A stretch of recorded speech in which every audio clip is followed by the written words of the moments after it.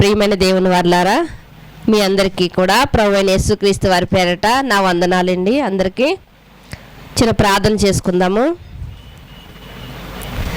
మమ్మల్ని మిక్కిలిగా ప్రేమించిన మా ప్రియా పరలోకపు తండ్రి, మీ ఘనమైన శ్రేష్టమైన నామమును బట్టి మీకు వందనములు స్తోత్రములు చెల్లించుకుంటున్నామయ్యా. ఈ పునరుత్థానపు దినమందు తండ్రి మీ సన్నిధిలో కూడి ఉండగా తండ్రి, మాకు అవసరమైనటువంటి అమూల్యమైనటువంటి సంగతుల చేత తండ్రి మీరు మాతో మాట్లాడండి అయ్యా.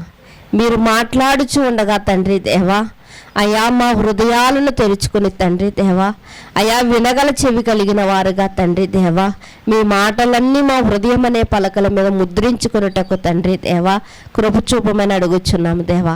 కేవలం వినువారమై మేము ఉండకుండా విన్న వాక్య ప్రకారంగా మా జీవితాలను మా బ్రతుకులను కట్టుకొనుటకు సహాయం చేయమని తండ్రి మీ ఆత్మ తోడు తండ్రి దేవా పరిశుద్ధాత్మ ప్రేరణ మాకు అనుగ్రహించండి దేవా తండ్రి.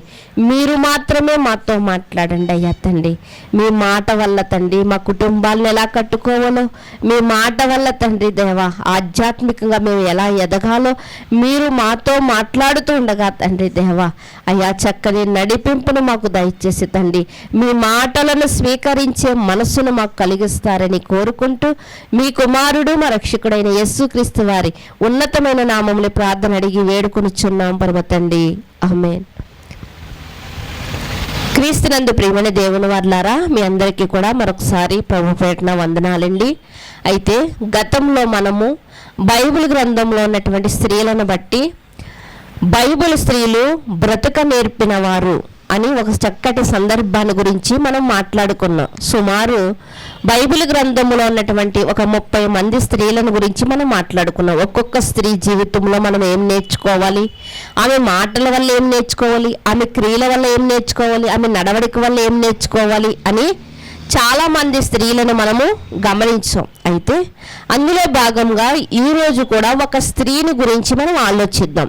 ఈ స్త్రీ జీవితంలో ఉన్నటువంటి మరి సందర్భాలను బట్టి మనం ఏమి నేర్చుకోవాలి, లేకపోతే మనలో ఉన్నది ఏమి తీసివేసుకోవాలి అన్నది మనం ధ్యానిద్దాం. ఆ స్త్రీ ఎవరు అంటే ఒకసారి మీ బైబిల్ గ్రంథాన్ని తెరిచి సమూయేలు గ్రంథము 1వ గ్రంథము 14వ అధ్యాయము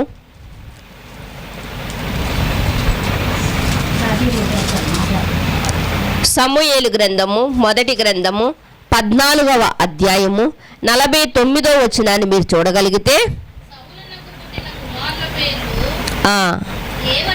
సౌలునకు పుట్టిన కుమారుల పేర్లు ఏవనగా యోనాతాను, ఇష్బీ, మెల్కీషువా. అతని ఇద్దరి కుమార్తెల పేర్లు ఏమనగా పెద్దదాని పేరు మేరబు, చిన్నదాని పేరు మీకాలు.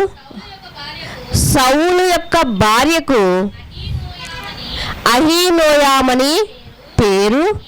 ఈమె అహీమయస్సు కుమార్తె. అతని సైన్యాధిపతి పేరు అబ్నేరు.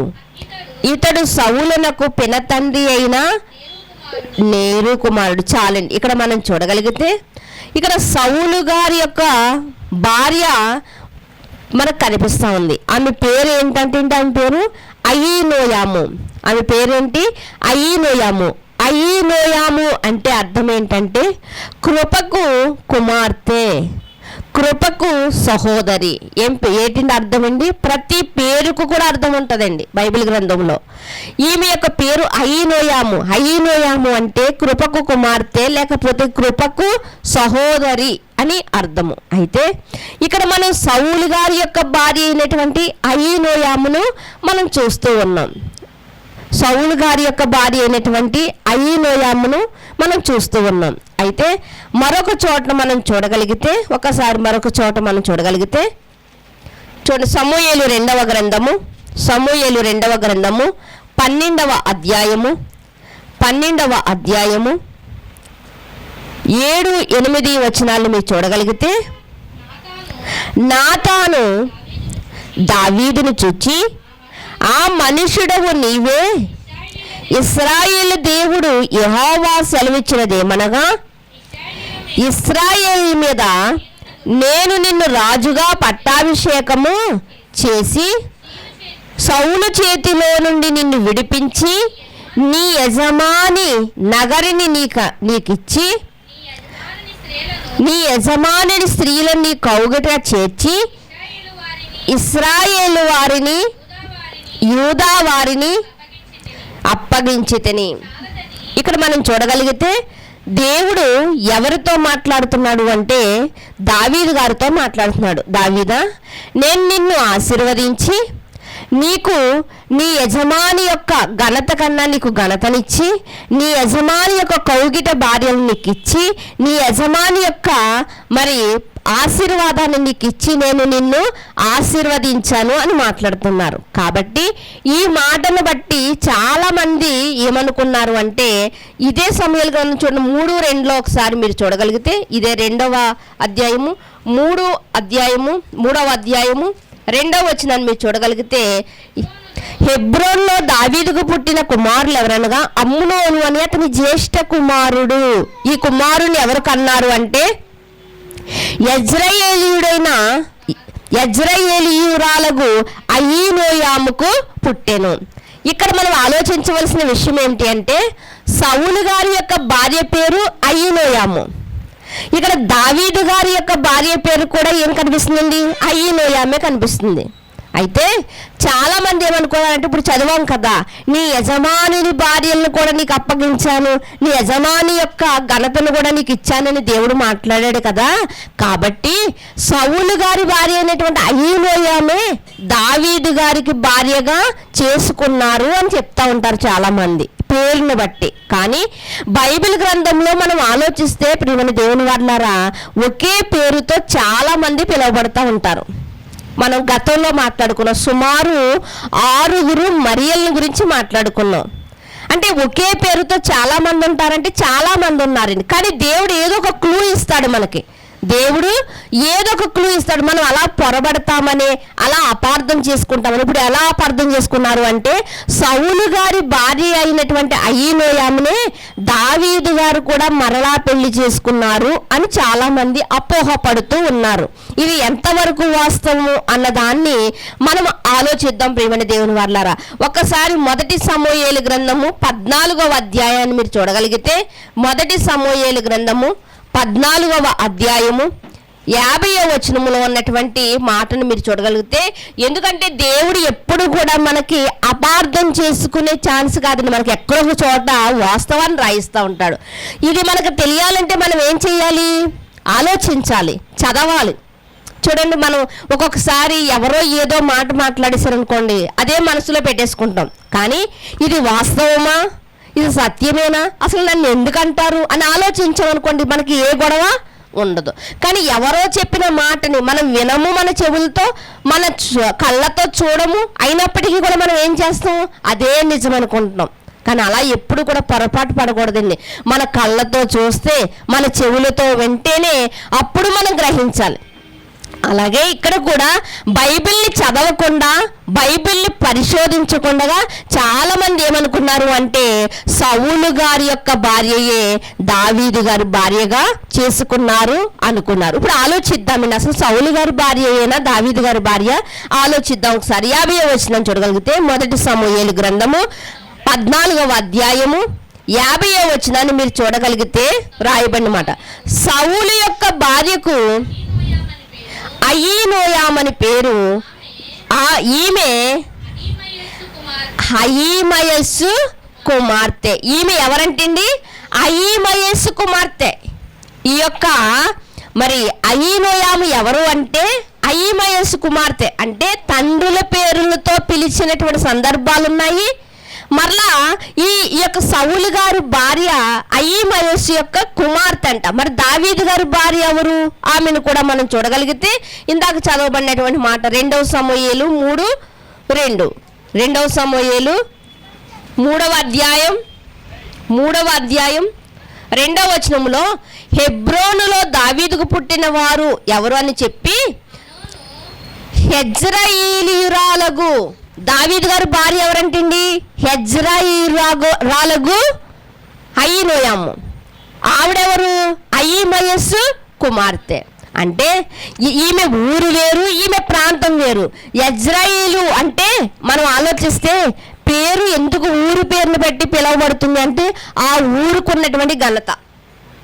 ఈరోజు కూడా కొన్ని కుటుంబాల్లో అండి కొంతమంది పేర్లు ఎవరికి తెలియదండి. పలానా వాళ్ళు మిండి అంటే పలానా వాళ్ళు ఎవరు అంటూ ఉంటారు. ఇప్పుడు ఆ గృహంలో పెద్దవారో లేకపోతే ఆ గృహంలో ఒక మరి ఉన్నత స్థితిలో ఉన్నవారు పేరు చెప్తే మనం బేగా వాళ్ళకి అర్థమవుతూ ఉంటాం. అందుకనే మీ తాతయ్య గారి పేరేంటండి, మీ అమ్మమ్మ గారి పేరేంటండి, మీ పెద్దవారి పేరేంటి, మీ పితరులు ఎవరు, మీ ఇంటి పేరేంటి, ఇలా అడుగుతూ ఉంటారు. మన పేరు మనం చెప్తే వాళ్ళకి అర్థం కాదు కొన్ని ప్రాంతాలకు వెళ్ళినప్పుడు. ఇక్కడ కూడా ఈమె దావీదు గారి యొక్క భార్య ఊరు ప్రాంతం పేరుతోనే పిలువబడుతుంది. సౌలు గారి భార్య తండ్రి పేరుతో పిలువబడుతుంది. అర్థమైందండి మీకు? తండ్రి పేరుతో పిలువబడుతుంది. అంటే ఇక్కడ మనం చూడగలిగితే ఆ ఊరికి ఒక గుర్తింపు ఉందండి. ఆ ఊరికి ఒక గుర్తింపు ఉంది. మొదటి రాజుల గ్రంథంలో కూడా మనం చూడగలిగితే 21వ అధ్యాయము, మొదటి రాజుల గ్రంథము 21వ అధ్యాయము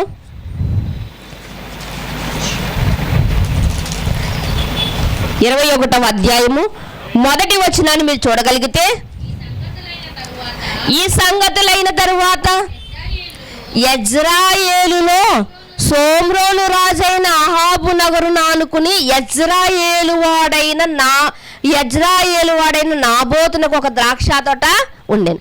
ఒక నాబోతు గురించి రాయబడాలి అంటే, ఒక అహాబును గురించి రాయబడాలి అంటే దేవుడు ఏం చేశాడు అంటే ఇక్కడ ఆ ఊరు పేరును ముందుగా చెప్తూ ఉన్నాడు. ఏంటంటే ఆ ఊరు పేరు యెజ్రెయేలు వాడైన నాబోతు, యెజ్రెయేలురాలైనటువంటి అహీనోయము. అంటే ఇప్పుడు దావీదు గారి యొక్క భార్య అయినటువంటి అహీనోయము ఏ ప్రాంతానికి చెందిందంటే యెజ్రెయేలీయురాలైనటువంటి అహీనోయము అని రాయబడుతుంది. ప్రియమైన దేవుని వర్లారా, అంటే ఆ ఊరికి ఒక గుర్తింపు ఉంది. గతంలో మనం మాట్లాడుకున్నాం కదా, లాజరు, మార్తా, మరియా వీళ్ళను బట్టి, వీళ్ళ జీవితాలను బట్టి, వీళ్ళ బ్రతుకులను బట్టి వారి గ్రామాన్నే యేసుక్రీస్తు వారు ప్రేమించారంట.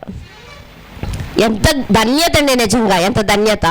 అంటే ఆ గ్రామానికి ధన్యత వచ్చిందంటే వారిని బట్టి. అలాగే ఈ గ్రామం కూడా ఒక పేరు పొందిన గ్రామముగా ఉందంటే గతంలో ఆ గ్రామంలో ఏదో జరిగి ఉండాలి. యెజ్రెయేలు వాడైనటువంటి నాబోతు, యెజ్రెయేలీయురాలైనటువంటి అహీనోయము అని రాయబడింది. అంటే ఇక్కడ మీకు అర్థం కావాల్సిన విషయం ఏమిటి అంటే ఆమె వేరు, ఈమె వేరు. సౌలు గారి భార్య వేరు, దావీదు గారి భార్య వేరు. సౌలు గారి భార్యయే దావీదు గారి భార్యగా చేసుకోలేదు. అపార్థం చేసుకోకూడదండి. ఇప్పుడు చాలా చిన్న విషయాల్లో చాలా మంది అపార్థం చేసేసుకుంటూ ఉంటారు. అది ఎంతవరకు వాస్తవము, ఎంతవరకు సత్యము అన్న దాన్ని మనం ఆలోచించి నిర్ణయం తీసుకోవాలి. ప్రియమైన దేవుని వర్లారా, చూడండి మరొక మాటను కూడా మీరు చూడగలిగితే ఇదే సమూయేలు మొదటి గ్రంథములో, క్షమించండి, సమూయేలు గ్రంథం చూడండి. మొదటిగా సమూయేలు గ్రంథము 30వ అధ్యాయము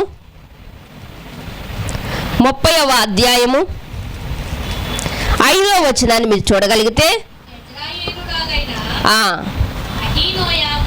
అహీనోయాము కర్మేలీయుడైన నాబాలు భార్య అయిన అబీగయేలు అను దావీదు ఇద్దరు భార్యలను ఆ చెరలోనికి కొనిపోబడగా చూచి దావీదు మిక్కిలి దుఃఖపడెను.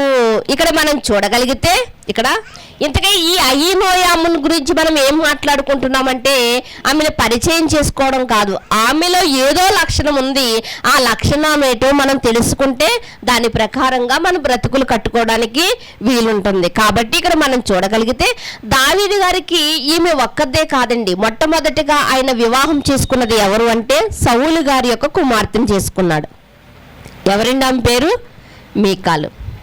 అయితే సౌలు గారి యొక్క సౌలు గారి యొక్క కుమార్తెను చేసుకున్న తర్వాత మరి ఆయన దావీదు గారు సౌలుకు భయపడి పారిపోయినప్పుడు మీకాలును సౌలు ఏం చేశాడు అంటే దావీదు మీద ఉన్నటువంటి కోపంతో తన కుమార్తెని వేరే అతనికి ఇచ్చి వివాహం చేశాడు. చాలా అండి కుటుంబాల్లో కోపాలు ఇలాగే ఉంటాయండి. అత్త మీద కోపం తొత్త మీద చూపించినట్లుగా ఇప్పుడు అల్లుడి మీద ఉన్నటువంటి కోపాన్ని ఎవరి మీదకు చూపిస్తున్నాడు? మీకాల మీద, కూతురు మీద చూపించాడు. కూతురు మీద చూపించాడు మనం ఎలా చెప్పగలమంటే మీకాలికి దావీదంటే చాలా ఇష్టపడినప్పుడు మరో వ్యక్తిని పెళ్లి చేసుకుంటుంది, అసలనే చేసుకోదు. కానీ తండ్రి ఏం చేస్తున్నాడు అంటే తండ్రి కూడా స్వార్థపరుడు ఉంటాడా అంటే ఉంటారు కొంతమంది. తల్లిలో కూడా స్వార్థపూరితమైన జీవితం ఉంటుందా అంటే ఉంటుంది కొంతమందిలో. అయితే ఇక్కడ కూడా మనం చూడగలిగితే అల్లుడి మీద ఉన్నటువంటి కోపం చేతంట తన కుమార్తెను మరొక వ్యక్తికి ఇచ్చి వివాహం చేసినట్లుగా మనకు కనిపిస్తుంది. వెళ్ళిపోయిందండి, వివాహం చేసుకుని వెళ్ళిపోయింది. సౌలు గారు దావీదును తరుముతున్నాడు, కుక్కను తరిమినట్లుగా అతడు తరుముతా ఉన్నాడు. దావీదు గారిని చంపాలనుకుంటున్నాడు. అయ్యో దావీదుని మొట్టమొదటి నుంచి కూడా ఏమనుకుంటున్నా అంటే కూతుర్ని ఇచ్చి పెళ్లి చేయడం కూడా సౌలు గారి ఉద్దేశం ఏంటి అంటే ఇదిగో నా కూతురు వివాహం చేసుకుంటే నా ఇంటిలో ఎక్కువగా ఉంటాడు కాబట్టి తొందరగా దావీదుని చంపడానికి నాకు అవకాశం ఉంటుందనే కూతురు చేశాడు. అసలు నా కూతురు జీవితం మూడుబారిపోద్దేమో అని ఆలోచించాడా? పగపట్టినోడు, కక్షలు కలిగిన వాడికి ఇలాగే ఉంటాయండి, ఆలోచనలు ఉండవండి. అయ్యో నా అల్లుడిని చంపేస్తే నా కూతురు జీవితం మూడుబారిపోద్ది కదా అని ఆలోచించలేదు సౌలు. ఆ రోజు తరుముతూ ఉన్నాడు. అలా మనశ్శాంతి లేకుండా ఇష్టపడినటువంటి భార్య పక్కన లేనటువంటి సమయంలో ఎంత క్షోభం నిజంగా. మనకి కొన్ని మార్లు బాధలు కలుగుతూ ఉంటాయి, శోధనలు కలుగుతూ ఉంటాయి, బాధ దుఃఖం కలుగుతూ ఉంటుంది. అలాంటప్పుడండి నాన్నవారు మన దగ్గరికి వచ్చారనుకోండి, మన దగ్గరికి వచ్చినప్పుడు మనం వాళ్ళని హక్కును చేర్చుకుని మన బాధనంతా కూడా ఏం చేస్తామండి వాళ్ళతో పంచుకుంటూ ఉంటామండి. ఇప్పుడు దావీదు గారిని ఒకనాడు సౌలు గారు దావీదు గారిని ఎంత గొప్పగా మాట్లాడాడు ఒకనాడు. అలాంటి దావీదు గారిని సౌలు తరుముతుంటే, చంపడానికి ప్రయత్నిస్తుంటే ఒక పక్కేమో ప్రజలందరూ ఒకవేళ అపార్థం చేసుకుంటారేమో అని మనసులో ఉన్నప్పుడు, ఒక పక్కేమో ఈ బాధలన్నీ పంచుకోవడానికి ప్రేమించినటువంటి భార్య కూడా పక్కన లేనటువంటి స్థితిలో. భార్య అంటే ఏంటండి? ప్రతి విషయంలో పంచుకునేదే. మీకాలుకి దావీదంటే ఇష్టం, దావీదుకి మీకాలంటే ఇష్టం. అయితే దావీదు గారిని చంపడానికి ప్లాన్ చేసినప్పుడు తండ్రి మీకాలు ఏం చేస్తుందో తెలుసా అండి? మేడ మీద ఉన్నటువంటి దావీదుని కిందకి తాడు వేసి కిందకి దించేస్తుంది. నువ్వు పారిపో, నువ్వు ఎక్కడున్నా నా దగ్గరే ఉండనవసరం, నువ్వు ఎక్కడున్నా సజీవంగా ఉండాలి, అంతేగాని నా తండ్రి చేతుల్లో నువ్వు చనిపోకూడదని తన భర్తని దాటించేస్తుందండి.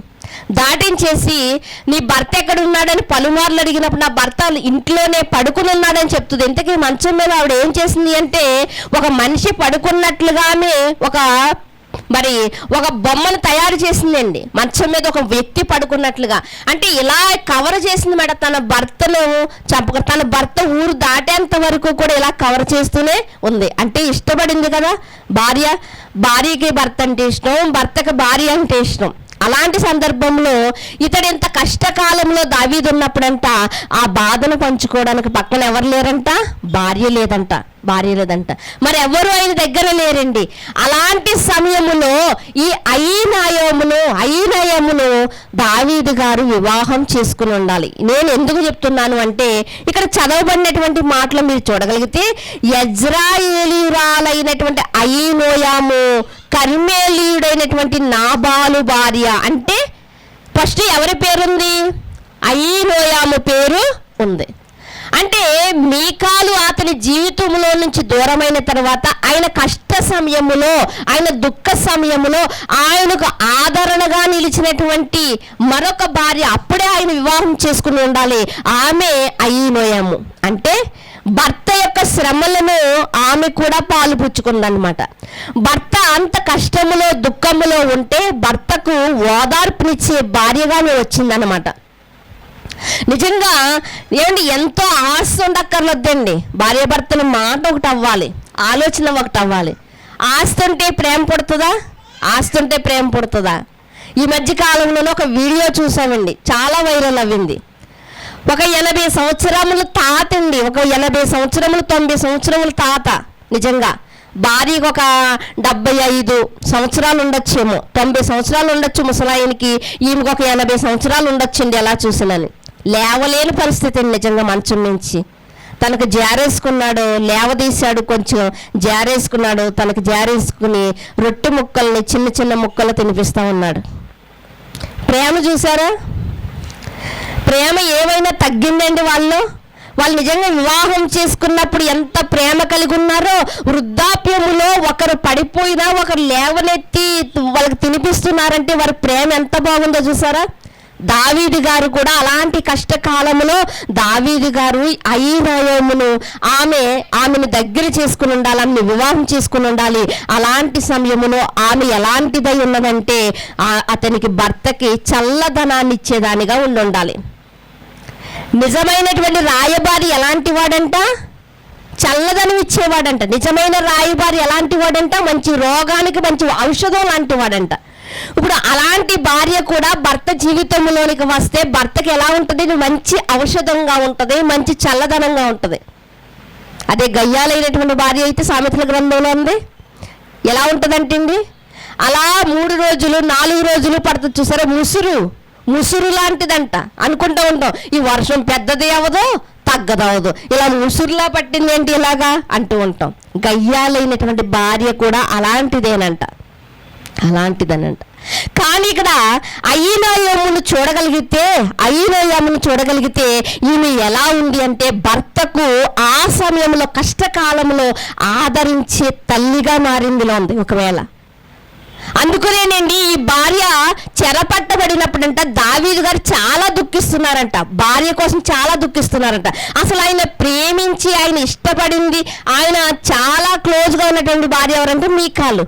మరి మీకాల్ జీవితంలో లేదు కదా ఇప్పుడు. అలాంటప్పుడు అయీనయోమును ఆమెను ప్రేమించి దావీదు గారు ఎంత ప్రేమించారు అంటే ఆమెనంటే చెరపట్టి తీసుకెళ్ళిపోయారంట. కొందరు వచ్చి చెరపట్టి తీసుకెళ్ళిపోయినప్పుడు వాళ్ళ కోసమంట ఎంతో దుఃఖిస్తున్నాడంట.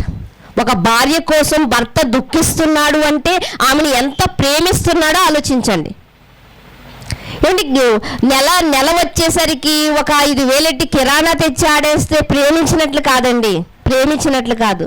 సంవత్సరానికి ఒక 4 చీరలు కొనేస్తే ప్రేమించినట్లు కాదు. ప్రియమైన దేవుని వారలారా, మనసును అర్థం చేసుకోవాలండి. ఇక్కడ దావీదు గారు తన భార్యను గురించి దుఃఖిస్తున్నారు అంటే ఆమెను ఎంతగా ప్రేమిస్తున్నాడో మనం అర్థం చేసుకోవాలి.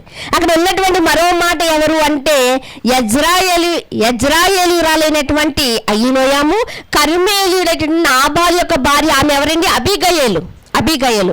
అంటే ఈమె తర్వాత ఆమె పేరు రాయబడింది కాబట్టి తర్వాత ఆయన జీవితంలో వచ్చినటువంటి ఆమె ఎవరు అంటే అబీగయలు. అంటే మీకాలు గారు తర్వాత నెంబరు ఎవరిది ఉందంటే అయీనోయం పేరు మనకు కనిపిస్తుంది. ఎలాంటి పరిస్థితులు వచ్చిందంటే భర్తకు మనశ్శాంతి లేనప్పుడు, భర్తకు సమాధానం లేనప్పుడు ఆయన జీవితంలోకి వచ్చింది. ప్రియమైన దేవుని వల్ల వచ్చి ఆయనకి చల్లని వెన్నెలగా మారింది అని మనం చెప్పొచ్చు. ఎందుకు అంటే ఆమె కోసం దుఃఖిస్తున్నాడు అంటే, అయ్యో నా భార్య నా దగ్గర లేదే, నా భార్య చెరపట్టబడింది అని దుఃఖిస్తున్నాడు అంటే మనం అర్థం చేసుకోగలుగుతాం ప్రియమైన దేవుని వాళ్ళరా. అయితే అలాంటి చక్కటి నైపుణ్యత కలిగి, లేకపోతే చక్కటి లక్షణము కలిగి, కొంతమంది మాట్లాడుతున్నప్పుడు చూడండి, కొంతమంది మాట్లాడుతున్నప్పుడు ఒక్కొక్కరు కోపంగా ఉంటారండి. అలాంటప్పుడు వీళ్ళు వచ్చి మాట్లాడారనుకోండి, ఆ కోపం అంతా చల్లారిపోతూ ఉంటుందండి. అంటే ఇప్పుడు ఆ మాటలు ఎలా ఉన్నాయి?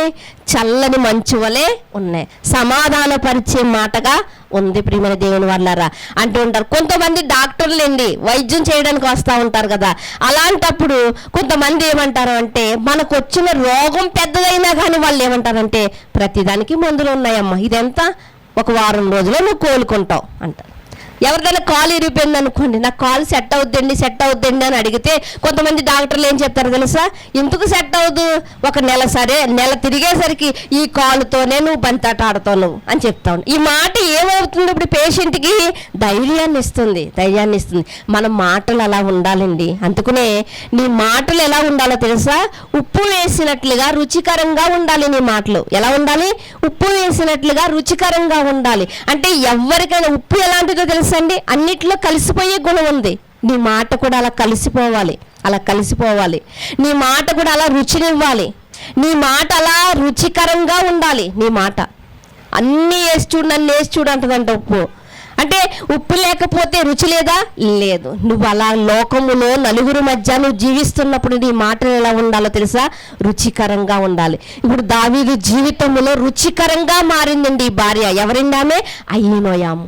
పేరుకి అర్థం ఏమిటి? కృపకు సహోదరి, కృపకు కుమార్తె. కృపకు నిజంగా దేవుని కృప ద్వారానే ఆమె ఆ టైంలో దావీదు గారికి పరిచయమై ఉండాలి. మనకు కూడా కొన్ని సార్లు అండి ఒక్కొక్కరు పరిచయం అవుతూ ఉంటారండి. నిజంగా వాళ్ళ పరిచయం ద్వారా మన జీవితంలో కొన్ని మేలులను మనం అనుభవిస్తూ ఉంటాం. ఎందుకంటే అప్పటి వరకు మనం అనుకోమండి. అలాంటి టైంలో వాళ్ళు వచ్చి ఒక మాట చెప్తారు. ఆ మాట ద్వారా మనం ఇంకా దేవునికి దగ్గర అవుతూ ఉంటాం. ప్రియమైన దేవుని వాళ్ళారా, అంటే ఇక్కడ మనం చూడగలిగితే సౌలు గారి యొక్క భార్య వేరు, దావీదు గారి యొక్క భార్య వేరు. దావీదు గారి జీవితంలోకి వచ్చినటువంటి ఈ అయీనోయాము ఎలాంటి పరిస్థితుల్లో వచ్చిందంటే కష్టకాలంలో తన భర్తకు చేదోడు వాదోడుగా తన భర్త మనసులో ఉన్నటువంటి ఆ హృదయ వేదనను తొలగించేటువంటి ఒక చల్లని మంచు వలె వచ్చింది ఆమె. నిజంగా ఇంటికి దీపం ఇల్లాలు అంటారు చాలా మందిని. ఇంటికి దీపం ఇల్లాలు. నువ్వు దీపానివైతే నీ ఇల్లంతా ఎలా ఉండాలో తెలుసా? వెలుగుమయమై ఉండాలి. కానీ ఈరోజు చాలామంది ఆర్పేసుకుంటున్నారండి.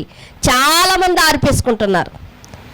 నాకు మరి మొన్నటి రాత్ర 21 తారీఖు రాత్ర వాక్యం అయిపోయిన తర్వాత ఒక మీటింగ్లో ఒక చెల్లి మాట్లాడుతుంది. ఏమనంటే ఆ చెల్లి వయసు పూర్తిగా ఒక 20 సంవత్సరాల వయసు ఉంటుందేమో. ఈ 20 సంవత్సరాల వయసులో 3 బిడ్డలు. ఈ 20 సంవత్సరాల వయసులోనే భర్తను కోల్పోయింది.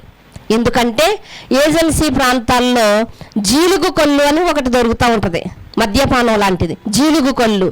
దానివల్ల ఈ కిడ్నీలు పాడైపోతాయి. విపరీతంగా దాన్ని స్వీకరిస్తూ ఉంటారు. వాళ్ళు ప్రాణాలు పోగొట్టుకుంటూ ఉంటారు. వాళ్ళ ప్రాణాలు వాళ్ళు పోగొట్టుకున్నా పర్వాలేదు. ఈ చిన్న వయసులో వివాహాలు చేసుకుని ఈ చిన్న వయసులోనే ఆమెను ఏం చేస్తారంటే విధవరాలుగా చేస్తారు. ఆ చిన్న వయసులోనే 3 4 కనేసి వాళ్ళని దిక్కులేని వారిగా చేస్తాం. చిన్న పిల్లలండి, చిన్న పిల్లలు. సుమారు ఆమె వయసు 20-22 ఉండొచ్చేమో. ఈ వయసులో 3 పిల్లలు, భర్తను కోల్పు. ఇప్పుడు భారం అంతా ఎవరిది? ఆమెది. మరి మరలా వివాహం చేసుకోవచ్చు కదా, ఎందుకంటే బైబిల్ ప్రకారం భర్త చనిపోతే చేసుకోవచ్చు. కానీ చేసుకునే ఉద్దేశం ఆమెకు లేదు. ఎందుకంటే చనిపోయిన వాడు 3 అప్పచెప్పి నాకు వెళ్ళాడు. వీళ్ళ భక్తి జీవితంలో నేను పెంచుకోవాలి. ఎంత భారం పడింది నిజంగా. ఆ వయసులో తన తల్లిదండ్రుల దగ్గర ఉంటే తను ఎంత ఫ్రీడంగా ఉంటుంది నిజంగానే. కానీ ఇక్కడికి వచ్చిన తర్వాత ఆ బరువును మోస్తూ, ఆ భారాన్ని మోస్తూ, యవ్వన కాలంలో కోరికలు అన్నీ వస్తూ ఉంటాయి. కానీ వాటినన్నిటిని చంపివేసుకుంటూ నిజంగా ఎంత కట్టుబడి జీవించాలో తెలుసా? ప్రియమైన దేవుని వాళ్ళారా, అన్నీ మనకిస్తేనేమో మనం అవన్నిటినీ మనకు విలువ తెలియక ఈరోజు మనం ఏం చేస్తున్నాము? దేవుడంటే లెక్కలేని వారిగా మనము ఈరోజు ఉంటున్నాం. కానీ అలాంటి సమయంలో భర్తకు చేదోడు వాదోడుగా నిలిచిందే ఈ భార్య. ప్రియమైన దేవుని వారలారా, ఈ భార్య నిజంగా బైబిల్ గ్రంథంలో ఒక అకుల్లా ప్రిస్కిల్లాని మనం చూడగలిగితే భర్తకు సువార్తలో కూడా మంచి సహకారిగా ఉంది. యోబు గారి భార్య అండి. భర్తతో కలిసి ఎన్నో సంవత్సరాలు ఆమె సంసార జీవితం చేసింది, 10 మంది పిల్లల్ని కన్నది. కానీ కష్టములో ఆయనకి చేదోడుగా నిలవలేకపోయిందండి. ఏమంటుంది?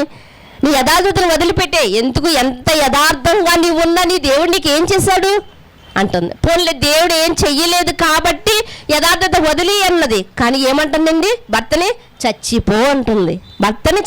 అంటుందండి. ఈరోజు చాలా మంది నోటి వెంబడి ఏ మాటలు వస్తున్నాయో కూడా వారికి తెలియదండి. భర్త అంటే భరించేవాడంటే ఒక పక్క నీ తండ్రితో నీకు లెక్క, అంతే కదా. ఇంతకుముందు నిన్ను భరించింది ఎవరు? నీ తండ్రి. నువ్వు వచ్చిన తర్వాత నిన్ను భరించేది ఎవరు? నీ భర్త. అలాంటప్పుడు నువ్వు ఎంత గౌరవాన్ని ఇవ్వాలి? కానీ యోబు భార్య అంటుంది, నువ్వు చచ్చిపో. ఈరోజు చాలామంది భార్యలు కూడా అలాంటి మాటలు పలుకుతూ ఉంటారు. చచ్చిపోతే ఏదో సాధిస్తాననుకుంటారు. కానీ చనిపోయిన కుటుంబాల్లోనికి వెళ్ళి అడిగితే నీకు తెలుస్తుంది ఆ గౌరవం ఎలాంటిదో. భర్త ఉంటే ఆ గౌరవం ఎలాంటిదో, భర్త లేకపోతే ఆ గౌరవం ఎలాంటిదో. 3 లాంటి జీవితం కాదా ప్రియమైన దేవుని వాళ్ళారా? కానీ అలాంటి స్థితిలోనికి ఒకవేళ అయినాయేమో అనుకుని ఉండాలి. అయ్యో మీకాల్ని నేను ఎక్కువగా ప్రేమించారు, మీకాలు కూడా ప్రేమించింది కదా. ఎందుకు అంటే ఎక్కడికో వెళ్ళిపోయినటువంటి ఎవరినో వివాహం చేసుకున్నటువంటి మీకాల్ని కూడా ఆయన తిరిగి ఇంటికి మరలా తెప్పించుకుంటాడండి. ఎందుకంటే దావీదు గారు అంతగా ప్రేమించారు. అలాంటి మీకాల్ని ఒకవేళ అంతగా ఇష్టపడుతున్నాడు కదా, రేపు పొద్దుట నన్ను వదిలేస్తాడేమో అన్నటువంటి అపనమ్మకంతో ఆయన మనసులోనికి రాలేదు. కానీ ఆయన దుఃఖ సమయంలో, కష్టకాలంలో ఉన్నాడు. ఆయనకు ఒక ఓదార్న కలిగించేదానిగా నేను ఉండాలని అతని జీవితంలోకి వచ్చింది. మనం రావడం వల్ల భర్తకి జీవితంలో ఓదార్పు ఉందా? చాలా మంది అంటున్నారు వివాహము ద్వారా భార్య దొరికిన వానికి ఏం కలిగిందంట, మేలు దొరికిందంటారు. బైబిల్ గ్రంథంలో మేలు దొరికింది అని రాయబడింది. కానీ ఈ రోజు వివాహం చేసుకున్న వారిని మనం అడగగలిగితే మీకు భార్య వల్ల మీకు మేలు కలిగిందా అంటే లేదు, మేలు కలగలేదు, నాకు తేలు కుట్టినట్లుగా ఉందంటున్నారు. ఈరోజు ఎలా ఉందంట? తేలు కుట్టినట్లుగా ఉందంట. చాలా మంది జీవితాలు అలాగే ఉన్నాయండి. అలాని స్త్రీలు మాత్రమే కాదు, పురుషులు కూడా అలా ఉన్నారు. పురుషులు కూడా ఎన్నో ఆశలు పెట్టుకుని, ఎన్నో ఆలోచనలు కలిగి, నేను సంసార జీవితంలోకి అడుగుపెట్టిన తర్వాత నేను ఇంత చక్కగా ఉండాలి, నా కుటుంబాన్ని ఎలా నడిపించుకోవాలని ఆశలు కలిగి, ఆలోచనలు కలిగి వచ్చిన స్త్రీలు కూడా ఉంటారు. వాళ్ళ ఆలోచనలు ఏమైపోతున్నాయంటే ఫెయిల్ అయిపోతున్నాయి. ఎందుకంటే అలాంటి పురుషులు కూడా ఉంటూ ఉన్నారు. ప్రియమైన దేవుని వారలారా, అయితే ఇక్కడ అయ్యనోయమ్మ మనకు నేర్పిస్తున్నటువంటి పాఠం ఏమిటి అంటే, తన కోసం తన భర్త దుఃఖిస్తున్నాడు అంటే ఎంత ప్రేమిస్తున్నాడు. అలా ప్రేమిస్తున్నాడు అంటే ఈమె ఏమి చేసి ఉండాలి అంటే కష్టకాలంలో అతనికి అండగా నిలబడి ఉండాలి. ఒకనాడు సునేమీరాలు ఉందండి. ఒకనాడు ఏమంటుంది అంటే, భర్త పొలంలో ఉన్నాడు, కుమారుడేమో చనిపోయిన కుమారుణ్ణి మేడ మీదకు తీసుకెళ్లి దైవజనుడు పడుకునే మంచం మీద పడుకొనబెట్టి, ఎవరిని? చనిపోయిన కుమారుణ్ణి కిందకు వచ్చి కౌరు పంపించింది తన భర్తకి. అయ్యా నేను దైవజనుడి దగ్గరికి వెళ్ళొస్తాను అంది. భర్త అడుగుతున్నాడు, ఏమో ఇప్పుడు ఎందుకు వెళ్తున్నావు? ప్రార్థన ఏమీ లేదు కదా, మరి ఇప్పుడు ఎందుకు వెళ్తున్నావు అంటే, లేదయ్యా నేను వెళ్ళవలసి ఉన్నది అన్నాడు. వెళ్ళవలసి ఉన్నది అన్నప్పుడు భర్త అంటున్నాడు, అయితే వెళ్ళు అన్నాడు. కొంతమంది భర్తలు అయితే ప్రార్థన లేనిది ఎందుకు వెళ్తున్నావు, పని లేనిది ఎందుకు వెళ్తున్నావు అంటూ ఉంటారు. కానీ భర్త అనలేదండి, వెళ్ళింది, దైవజనుడి పాదాలను పట్టుకుంది, బ్రతిమలాడింది, కూడా తీసుకుని వచ్చింది, తన కుమారుడు కొరకు ప్రార్థించమంది, తన కుమారుణ్ణి సజీవముగా మరలా పొందుకుంది. ఈ అబీగయల్ని కూడా మనం చూడగలుగుతుంది. భర్త ఎలాంటి వాడంటే కోపిష్టంట, మూర్ఖుడంట, అందరికీ నచ్చింది, అతనికి నచ్చదంట. అయినప్పటికీ కూడా అలాంటి భర్త తప్పు చేసినప్పుడు, అలాంటి భర్త ఒక శత్రువుగా, దావీదుకు శత్రువుగా మారినప్పుడు దావీదు యొక్క కోపాన్ని ఎలా చల్లార్చిందో చాలాసార్లు చెప్పుకున్నామని మనం. దావీదు గారి కోపాన్ని, దావీదు గారు కత్తి నూరు ఏం చేస్తున్నారు అంటే, ఇదిగో నాబాలు ఇంట్లో ఒక్కడో మగవాడు లేకుండా అందరినీ చంపేస్తాను నేను అని కోపంతో ఊగిపోతూ వస్తున్నటువంటి దావీదు గారికి ఎదురెళ్ళిపోయి కాళ్ళ మీద పడిపోయిందండి. ఎవరో తెలుసా? ఈమె అందమైనటువంటి స్త్రీ అంట. ఈమె ఎవరో తెలుసా అండి? సుబుద్ధి కలిగిందని దేవుడు రాయించాడు. దేవుడే సుబుద్ధి కలిగిన స్త్రీ అని రాయించాడండి. అంటే జ్ఞానము కలిగినది ఆమె. ఎలాంటిదంటే గుణవతి ఆమె, ఇంకా అందగత్తే, పైగా ఆమె ధనవంతురాలు. ఎక్కడికి వెళ్ళిపోయిందో తెలుసా అండి? ఎదురు వెళ్ళిపోయి దావీదు గారికి పాదాల మీద పడిపోయి ఎలా అయితేనో దావీదు గారి కోపాన్ని చల్లారిచ్చిందండి. దావీదు గారికి ఇప్పుడు శత్రువు ఎవరు అంటే నాబాలు శత్రువు అయితే అతని భార్య కూడా శత్రువే కదా, అంతే కదండి. ఒక ఇంట్లో ఒకరితో గొడవ పెట్టుకున్నారనుకోండి, ఇంట్లో వాళ్ళందరితో మాట్లాడుతూ మానేస్తారు, ఉంది కదా ఈరోజు. ఇప్పుడు నాబాలు శత్రువు అయితే, భర్త శత్రువు అయితే, భార్య కూడా దావీదు గారికి శత్రువే కదా. కానీ శత్రువుని ఏం చేసుకుందో తెలుసా? ఒక మిత్రుడిగా మార్చుకుని, అమ్మా నువ్వు ఆశీర్వాదం పొందిన దాను, ఎందుకంటే ఈరోజు రక్తపాతం అనేది నేను చెయ్యకుండగా, నా చేతులకు రక్తం అంటకుండగా నువ్వు నన్ను అడ్డుకున్నందుకు నువ్వు సుబుద్ధి కలిగిన దానువు, నువ్వు ఆశీర్వాదము పొందిన దానువు అన్నాడు. నిజంగా ఎలా మార్చేసిందో చూసారా, ఎంత జ్ఞానం కలిగి ప్రవర్తించో చూసారా. అంటే అలాంటి సమయంలో ఆమె వెళ్ళకపోతే దావీదు గారు ఏం చేసేవారండి? అనేక మందిని చంపి రక్తపాతం చేసి ఉండేవారు. కానీ ఆమె అలా చేయనివ్వలేదు. ఎంత జ్ఞానం కలుగు మాట్లాడుతూ ఉంటుంది అలాంటి ఆమె. ఇంకా మనం ముఖ్యంగా ఎందుకు ఈ స్త్రీలను గురించి మన ముందు దేవుడు పెట్టాడు అంటే సంఘాన్ని స్త్రీతో పోల్చాడు దేవుడు. సంఘాన్ని స్త్రీతో పోల్చాడు. ఒక స్త్రీ ఎంత జ్ఞానం కలిగి ప్రవర్తిస్తుందో, ఒక స్త్రీ ఎంతైతే పవిత్రముగా ఉంటుందో, నా భర్తకు తప్ప నేను మరొకరి చెంతకు నేను చేరకూడదన్నటువంటి పవిత్రత కలిగి ఎలా జీవిస్తుందో సంఘము కూడా అలా ఉండాలి. సంఘం అంటే ఏంటి? 4 గోడలు కాదు. మనం ఎన్నోసార్లు చెప్పుకున్నాం. సంఘం అంటే మనుషులే. గురజాడ అప్పారావు గారు కూడా అన్నారు, దేశం అంటే మట్టి కాదోయ్, దేశం అంటే మనుషులోయ్. చిన్ననాటి నుంచి చదువుకున్నాం. దేశం అంటే మట్టి కాదోయ్, దేశం అంటే మనుషులోయ్. ఇప్పుడు సంఘం అంటే కూడా మనం ఏమనుకుంటున్నాం అంటే సంఘం అంటే ఇదిగో పెద్ద పెద్ద గోడలతో కట్టినటువంటి 2 అంతస్తులు 3 అంతస్తులు బిల్డింగ్ ఒక సంఘం అనుకుంటున్నాం మనం. సంఘం అంటే అది కాదండి. సంఘం అంటే మనుషులు. ఇప్పుడు ఒక టెంట్ వేసుకుని ఆ టెంట్లో ఒక 10 మంది కూర్చున్నాం అనుకోండి, అది ఒక సంఘం. సంఘం అంటే మనుషులు. ఈ మనుషులందరినీ కలిపి దేవుడు సంఘాన్ని దేంతో పోల్చాడు అంటే స్త్రీతో పోల్చాడు. ఒక స్త్రీ ఎలా అలంకరించుకుందో సుగుణాలు కలిగి, ఒక స్త్రీ ఎలా అయితే మంచి లక్షణాలను ఎలా అలంకరించుకుందో మనలో ఉన్న ప్రతి ఒక్కరూ కూడా ఆత్మీయ అలంకారం కలిగి అలంకరించుకోవాలి అని చెప్తా ఉన్నాడు. అంటే మనలతో సంఘాన్ని దేవుడు పోల్చాడంటే మనం ఎంత జాగ్రత్తగా ఉండాలి, నిజంగా ఎంత జాగ్రత్తగా ఉండాలి. అయితే ఇక్కడ అయీనోయామును మనం చూడగలిగితే, ఈమెను బట్టి మనం నేర్చుకోగలిగితే, భార్య అనే పాత్రలో ఈమె భార్యగా గెలిచిందండి. మనకు కూడా కొన్ని పాత్రలు ఇచ్చాడు కదా, తల్లి పాత్ర, భార్య పాత్ర, అక్క పాత్ర, చెల్లి పాత్ర, కూతురు పాత్ర, అన్ని పాత్రలు మనం పోషిస్తున్నామండి. అయితే ఈమె భార్యగా గెలిచింది కదండి. ఒక భర్తకు సమాధానాన్ని ఇచ్చింది అంటే, ఒక భర్తకి రోకలపోటుగా ఉండకుండా కష్టకాలంలో ఆదరణ కలిగించే స్త్రీగా భార్యగా నిలిచింది అంటే, భార్యగా భర్త జీవితంలో ఆమె గెలిచింది కదా, గెలిచింది. చూడండి మరొక వచనాన్ని కూడా మనం చూద్దాం. మరొక వచనాన్ని కూడా సమూయేలు గ్రంథము 2వ గ్రంథము 3వ అధ్యాయము 2వ వచనాన్ని చూడగలిగితే, హెబ్రోనులో దావీదునకు పుట్టిన కుమారులు ఎవరనగా అమ్నోను అను అతని జ్యేష్ఠ పుత్రుడు. ఎవరంటండి? అమ్నోను. దావీదు గారికి జ్యేష్ఠ పుత్రుడు ఎవరు అంటే అమ్నోను. దావీదు గారి భార్య మీకాలు మొట్టమొదటిగా వివాహం చేసుకున్నాడు కానీ పిల్లల్ని కనలేదు. తర్వాత వచ్చినటువంటి అయీనోయాము ఇప్పుడు చెప్పుకుంటున్నాం కదా, ఈమె కుమారుని కన్నదంట. అతని పేరు ఏంటంట? అమ్నోన్ అంట. అమ్నోను ఎవరు? ఇప్పుడు దావీదు గారి సంతానములో జ్యేష్ఠుడు. మరి దావీదు గారి సంతానములో అమ్నోను జ్యేష్ఠుడు అయితే, దావీదు గారి తర్వాత రాజుగా పట్టాభిషేకం జరిగి సింహాసనం ఎక్కవలసింది ఎవరు? జ్యేష్ఠుడే కదా.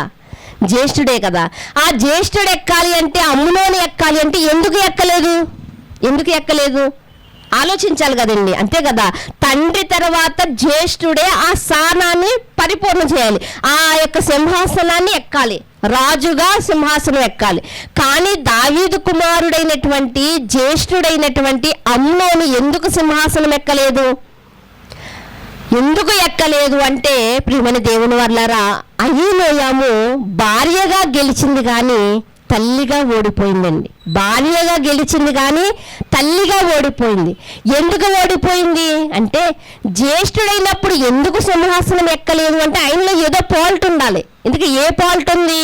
ఆ ఫాల్ట్ రావడానికి కారణం ఎవరు అంటే తల్లి అని చెప్పుకోవచ్చు. ఇంతకీ ఏ ఫాల్ట్ ఉందో మనం చూడగలిగితే, 2వ సమూయేలు గ్రంథము 13వ అధ్యాయము మొదటి వచనాన్ని మీరు చూడగలిగితే, 13వ అధ్యాయము మొదటి వచనాన్ని చూడగలిగితే, తరువాత దావీదు కుమారుడు అబ్షాలోమునకు తామారును ఒక సుందరియగు సహోదరి ఉండెను. దావీదు కుమారుడు అమ్నోను ఆమెను మోహించెను. దావీదు యొక్క కుమార్తె ఎవరంట? తామారు. ఇప్పుడు ఈయనెవరు? అమ్నోనెవరు? దావీదు యొక్క జ్యేష్ఠ కుమారుడు. ఎవరిని మోహించాడంట? ఎవరి మీద కన్నేశాడంట? చెల్లి మీద కన్నేశాడంట. సొంత చెల్లి మీద కన్నేశాడంట. చెల్లి మీదే కన్నేశాడంటే చెల్లిని కామపు చూపులు చూస్తున్నాడు అంటే ఆయన పెంపకం బాగుందా? అందుకనే అయ్యినోయాము భార్యగా గెలిచింది, తల్లిగా ఓడిపోయిందండి అమ్నోను విషయంలో ప్రియమైన దేవుని వారలారా, తన తామారుని మీదంట మోహించనంట. అయితే తామారును ఎలా అయినా నేను పొందుకోవాలి, అనుభవించాలి అంట. ఆలోచనలు కలిగంట, తిండి మానేసంట, ప్లాన్లు వేస్తా కూర్చున్నాడంట. అలా ప్లాన్లు వేసి ఏం చేశాడు అంటే, ఒక చెడ్డ ఆలోచన కలిగి, నాకు ఒంట్లో బాగాలేదు నాకు తండ్రి, కనుక నా ఒంట్లో బాగాలేనప్పుడు నాకు ఒక ఆహారం తినాలనిపిస్తుంది. ఏంటి అంటే, నా చెల్లి అయినటువంటి తామారు ఉంది కదా, ఆమె నా దగ్గరకు వచ్చి రొట్టెలను చేసి స్వయంగా తన చేతులతో నాకు పెడితే తినాలనిపిస్తుంది నాకు అని అడిగాడు. లోపలంతా ఎలాంటి ఆలోచన ఉంది? కపటమైన ఆలోచన.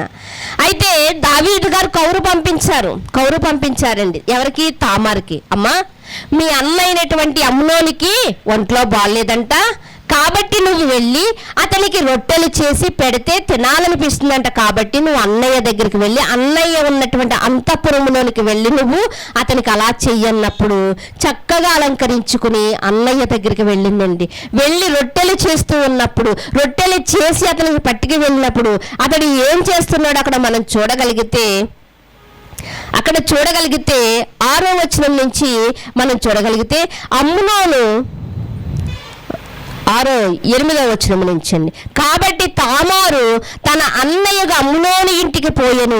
అతడు పనుకొని ఉండగా ఆమె పిండి తీసుకుని కలిపి అతని ఎదుట అప్పములు చేసి వాటిని కాల్చి బొరుసు పట్టుకుని అతనికి వడ్డింపగా, అతడు నాకు వద్దని చెప్పి ఉన్నవారందరినీ నా యొద్ద నుండి అవతలికి పొందని చెప్పి వారందరూ బయటికి పోయిన తర్వాత, అమ్నోను, నీ చేతి వంటకము నేను భుజించినట్లు వాటిని నా గదిలోనికి తెమ్మని తామారుకును తాను చేసిన అప్పములు తీసుకుని గదిలో ఉన్నటువంటి అన్న దగ్గరికి వచ్చినప్పుడంట అమ్నోను నొద్దకు వచ్చెను. అయితే అతడు భుజింపవల్లని ఆమె వాటిని తీసుకుని వచ్చినప్పుడు అతడు ఆమెను పట్టుకుని, నా చెల్లి రమ్ము నాతో శయనించుమని చెప్పగా, ఆమె అన్నా నన్ను అవమానపరచుకము, ఇలాగ చేయుట ఇశ్రాయేలులకు తగదు. ఇట్టి జార కార్యము మరి మనము చెయ్యకూడదు, నీవు చెయ్యవద్దు. నా అవమానమును నేను ఎక్కడ దాచుకుందును అని చెప్పి ఏమంటుందండి, అమ్నోను గారు దగ్గరికి వచ్చినటువంటి తామారు అంటుంది, అన్నయ్య ఇదిగో భుజించు అన్నప్పుడు, భుజించడం కాదు, ఇదిగో నిన్ను అనుభవించాలని నేను అనుకుంటున్నా అన్నప్పుడు ఆ చెల్లి చెప్తున్నటువంటి ఒక తల్లి చెప్పే మాటలు చెల్లి చెప్తుంది చూడండి. ఏమంటుంది అంటే, అన్నయ్య మనం ఇట్టి కార్యములు మనం చేయకూడదు, ఇశ్రాయేలుకు తగదు, ఇలాంటి కార్యము చేయటం ఇశ్రాయేలుకు తగదు, జార కార్యము నువ్వు చేయవద్దు, నా అవమానము నేను ఎక్కడ దాచుకుందును, వేరే వాడు ఎవడో నన్ను చెరుస్తున్నాడు అంటే అన్నగా నువ్వు వచ్చి నన్ను కాపాడాలి, నా శీలాన్ని నువ్వు కాపాడాలి, కానీ నువ్వే నన్ను అవమానపరుస్తున్నావా, నువ్వే నన్ను పరచాలన్నప్పుడు నేను ఎక్కడ దాచుకోను అని అడుగుతుందండి. అని అడుగుతూ ఇంకా ఏమంటుంది అంటే, నీవును ఇశ్రాయేలులో దుర్మార్గుడు అవుతావు, అయితే ఇందును గూర్చి రాజుతో మాట్లాడము. ఏమంటుందండి, నువ్వు కూడా దుర్మార్గుడు అయిపోతావు, ప్రజల దృష్టిలో చెల్లిని అపవిత్రపరిచిన వాడు వీడు దుర్మార్గుడు అని చెప్పుకుంటారు, అన్నా ఇలాంటి కార్యం వద్దన్నా అని బ్రతిమలాడుతుంది. ఒక చెల్లి ఒక తల్లి చెప్పే నీతి మాటలు చెబుతుంది ప్రియమైన దేవుని వల్ల. ఒకవేళ ఇదే మాటలు తల్లి చిన్ననాడు చెప్పుంటే నిజంగా ఇప్పుడు ఈ స్థితిలోకి రాకపోయినేమో. అందుకునే భార్యగా గెలిచింది కానీ తల్లిగా ఓడిపోయింది. అందుకునేనండి ఇలాంటి నీచ కార్యం చేశాడు కనుకనే అమ్నోను తండ్రి తరువాత రాజు అవ్వలసినటువంటి అమ్నోనంట రాజసింహాసనం ఎక్కలేదు. ఎందుకంటే అడగడానికి సరిపోలేదు, తల్లి కూడా అడగడానికి సరిపోలేదు. అయ్యా ఇదిగో జ్యేష్ఠుడు కదా, నా కుమారుణ్ణి పట్టాభిషేకం చెయ్యని తల్లి కూడా అడగడానికి సరిపోలేదు. అందుకని ఎవరు అడగడానికి సరిపోయారు అంటే సొలొమోను గారి యొక్క తల్లి అడగడానికి సరిపోయింది. అయ్యా నా కుమారుణ్ణి పట్టాభిషేకం చెయ్యి, ఎందుకంటే అన్ని గుణాలు కలిగినవాడు, అన్ని లక్షణాలు కలిగినవాడు, దేవునికి భయపడేవాడు. అలా పెంచాను నా కుమారుని. ఎవరండి ఆయన? యెదిద్యా. ఎవరండి ఆయన? మనం ఎక్కువగా పిలుచుకునే పేరేంటి? సొలొమోను. మరో పేరేంటి? యెదిద్యా. అంటే దేవునికి ప్రియుడు. యెదిద్యా అంటే అర్థం ఏంటండి? దేవునికి ప్రియుడు. అంటే ఈ యెదిద్యాని నీకు ప్రియుడిగా పెంచానయ్యా, నేను నీకు ప్రియుడిగా పెంచాను.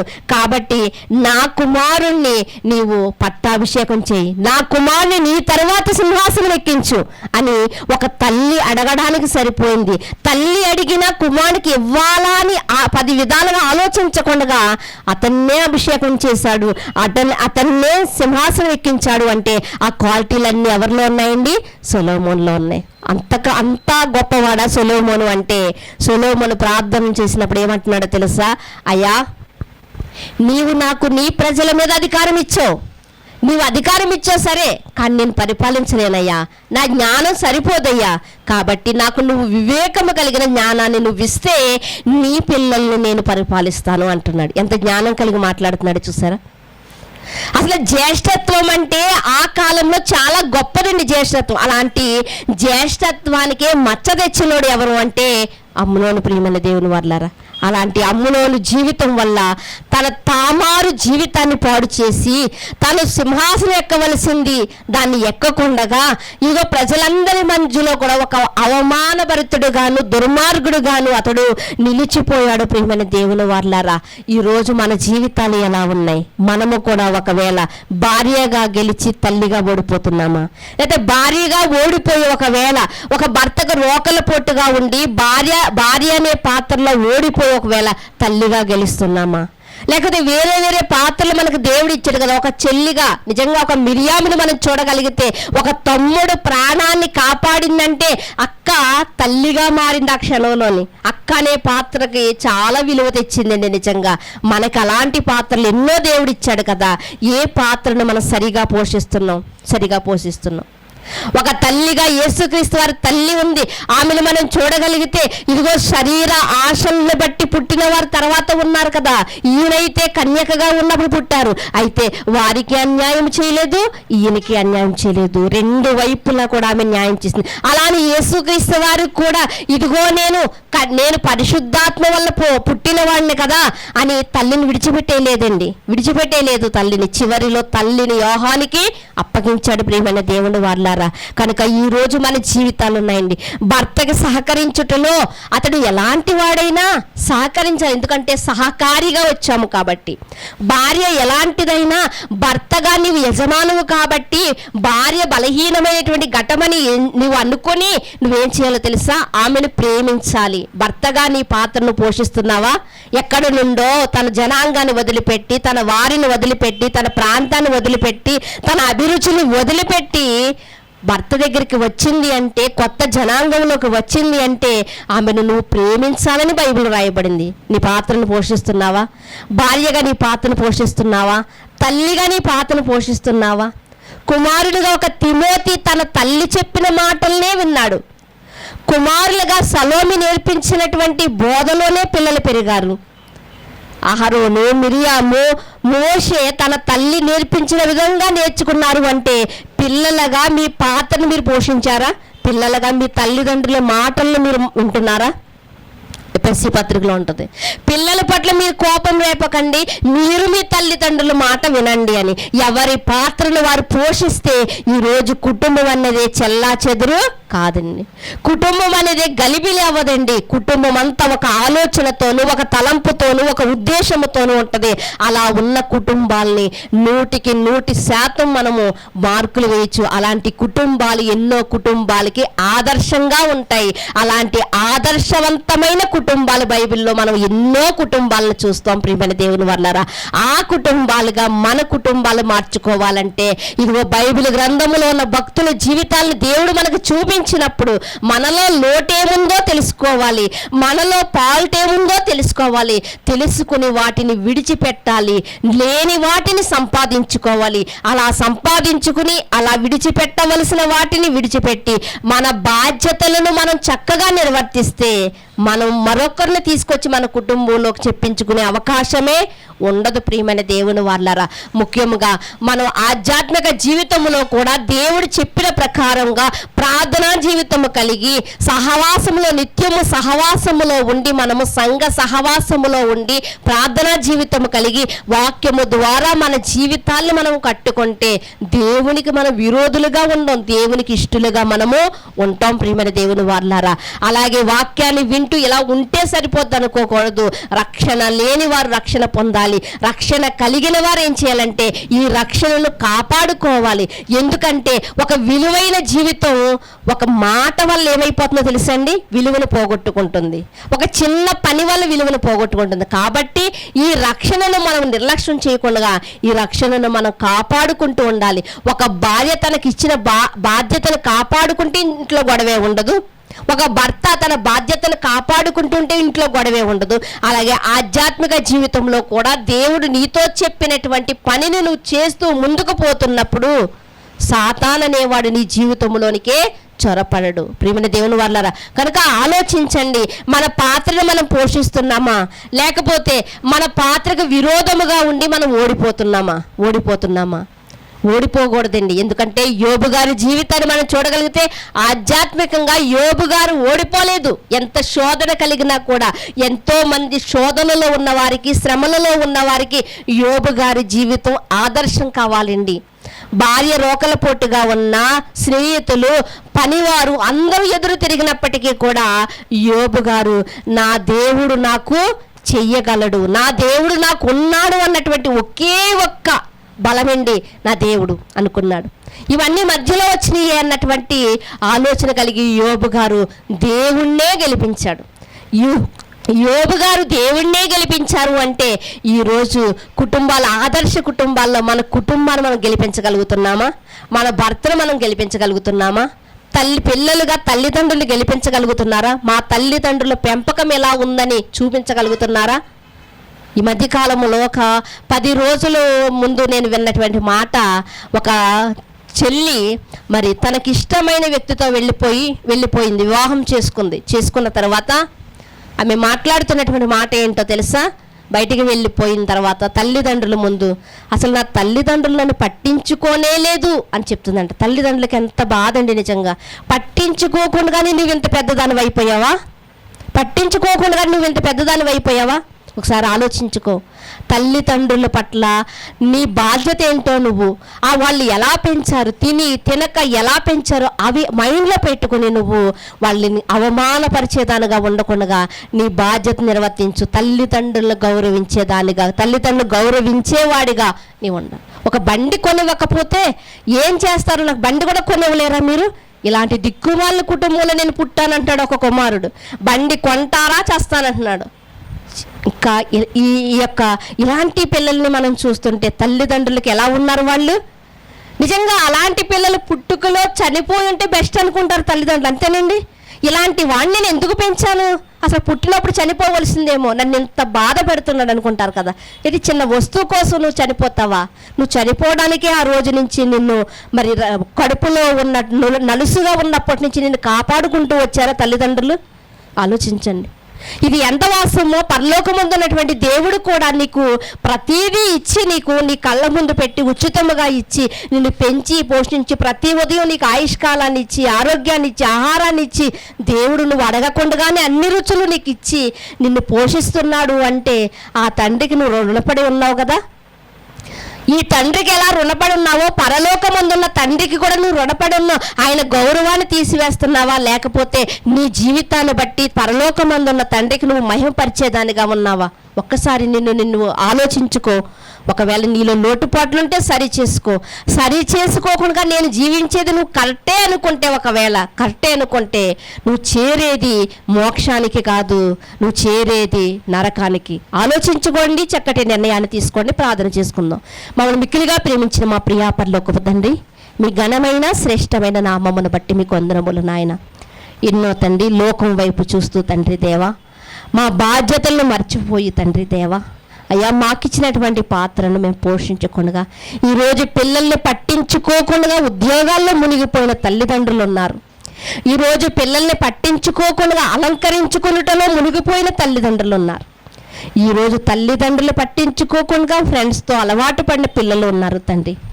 ఎవరి బాధ్యతలు వారు మర్చిపోయారు కనుకనే ఈరోజు కుటుంబాలు తండ్రి చిన్నావన్నమైపోతున్నాయి కనుక తండ్రి, ఎవరి బాధ్యతను వారు ఎరిగి గుర్తించుకొని దాని ప్రకారంగా ప్రవర్తించడానికి కృప చూపమని అడుగుతున్నాను. మీ మాటలు ప్రతి హృదయాన్ని కట్టగలిగేవి. చంటి బిడ్డలు మొదలుకొని వృద్ధుల వరకు ఎవరికి కావలసిన మాటలు వారికి సమృద్ధిగా ఈ బైబిల్ గ్రంథంలో మీరు రాయించారు తండ్రి. చదువుటయే తరువాయి, ఎవరు చదవలేకపోతున్నారు, అర్థం చేసుకోలేకపోతున్నారు. చేతిలో ఉన్న సెల్ ఫోన్కి ఇచ్చిన సమయాన్ని బైబిల్ గ్రంథానికి ఈరోజు ఇవ్వలేకపోతున్నారు తండ్రి దేవా. అందుకునే ఈరోజు తండ్రి పిల్లలు ఎదిరించేవారుగాను, తల్లిదండ్రులు పిల్లల్ని చంపేవారుగాను ఈరోజు ఉన్నారు అంటే జ్ఞానము తెలియక, ఈరోజు తండ్రి దేవా మీరిచ్చినటువంటి జ్ఞానము తెలియక ఈరోజు కుటుంబాలను తండ్రి విచ్ఛిన్నం చేసుకుంటున్నారు. అలాంటి కుటుంబాలను జ్ఞాపకం చేసుకోండి. అలాంటి వారిని మీ వాక్యము చేత ఆకర్షించుకోండి. మీ వాక్యంలో ఉన్న శక్తి ఏంటో, మీ వాక్యము ఒక కుటుంబాన్ని కట్టగలిగేదని, ఒక జీవితాన్ని కట్టగలిగేదని తెలుసుకొనకు సహాయం చేయండి. అయ్యినోయాము భార్యగా గెలిచింది కానీ తల్లిగా ఓడిపోయింది.